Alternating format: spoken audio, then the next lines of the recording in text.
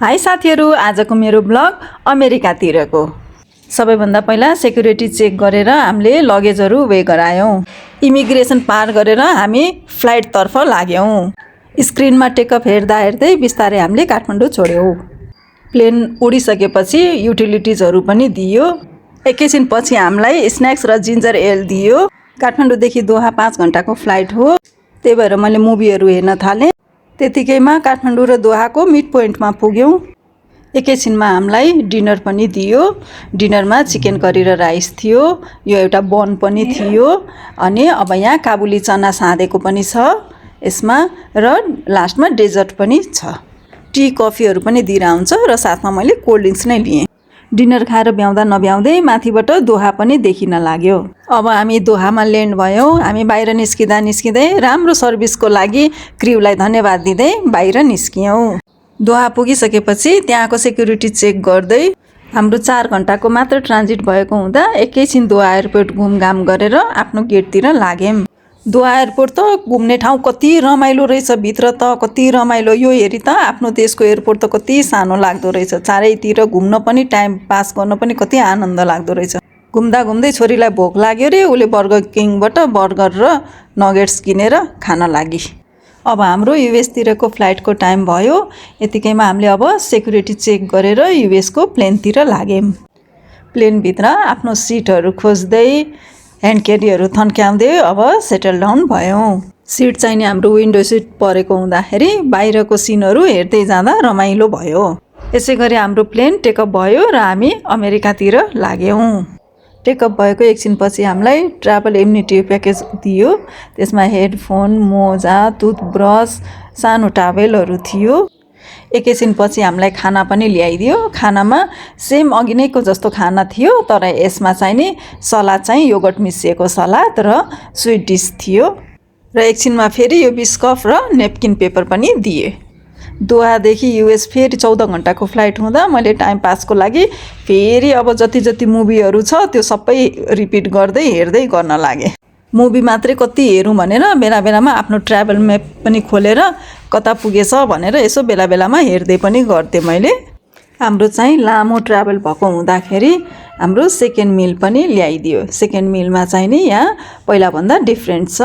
यो चाहिँ नि फ्रुट छ, यसमा योगर्ट छ, र यसमा चपाती अनि अचार अनि तरकारी छ। यो खाना चाहिँ नि अझै मिठो थियो, अघिभन्दा यो अलि मिठो थियो। म छोरीको बिहाको लागि जान थालेको हुँदा मलाई त रातभरि निन्द्रै लागेन। कहिले यता र कहिले उता, कहिले स्क्रिनमा हेरिकन मैले टाइम पास गरिरहेको थिएँ। अब मैले छोरीको बिहाको ब्लग पनि म अर्को भिडियोमा हजुरलाई देखाउने छु।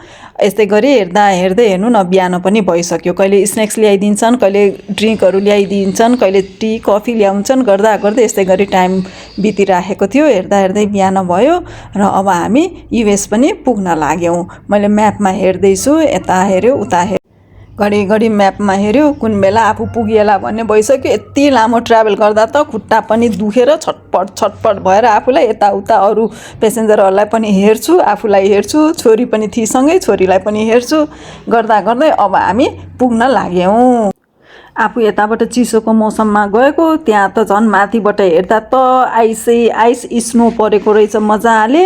मैले त पुरै आफ्नो त्यो अगाडिको स्क्रिनबाट पुरै अब टेकअप गर्न थालेको सबै स्क्रिनमा हेर्दै बस्दै गरेको छु। तलको भ्यूहरू हेर्दा त झन् सेतै डाँडा काँडा ढाके जस्तो देखिएको हो। कति रमाइलो सेतै बरफले ढाकेको देखिएको छ। काठमाडौँमा त चिसो छँदै थियो, त्यहाँ त झन् स्नो नै परेर त ओहो कति चिसो भयो होला त्यहाँ त।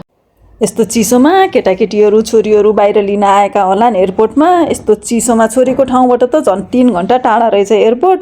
बच्चाहरू यस्तो चिसोमा स्नो परेको बेलामा गाडी लिएर कसरी आएका होलान्। अब हामी सिटीभित्र छिर्यौँ। अब यो मैले म्यापबाट हेर्दैछु, आफ्नो स्क्रिन म्यापबाट। अब एयरपोर्ट नजिक पुग्न लाग्यौँ। हामी चाहिँ आइएडी एयरपोर्टमा ओर्लिने हो। यो चाहिँ नि छोरीको घरबाट 3 घन्टा पर्छ। छोरी चाहिँ भर्जिनियामा बस्छे। अब म जेठी छोरीको बिहाको लागि खासमा आएको हो। जेठी छोरीको बिहा अनि हामी घुमघाम गरेको सबै म नेक्स्ट भिडियोहरूमा हजुरलाई देखाउने छु। हजुरहरूसँग बोल्दा यतिकैमा मेरो प्लेन पनि ल्यान्ड भइसकेछ। हेर्नुहोस् त बाहिर ओहो स्नो परेर सेताम्मे छ, सेताम्मे पुरै बरफ जमेको छ एयरपोर्टभरि। पहिला त यो एयरपोर्ट चलाउनलाई कति यो सबै यहाँ कर्मचारीहरूले यहाँ सबै सफा गरिराखेको छन्। ल हेर्नु, अब हामी बाहिर निस्किँदैछौँ। यी हामी आएको प्लेन चाहिँ नि यही हो, कतार एयरवेज।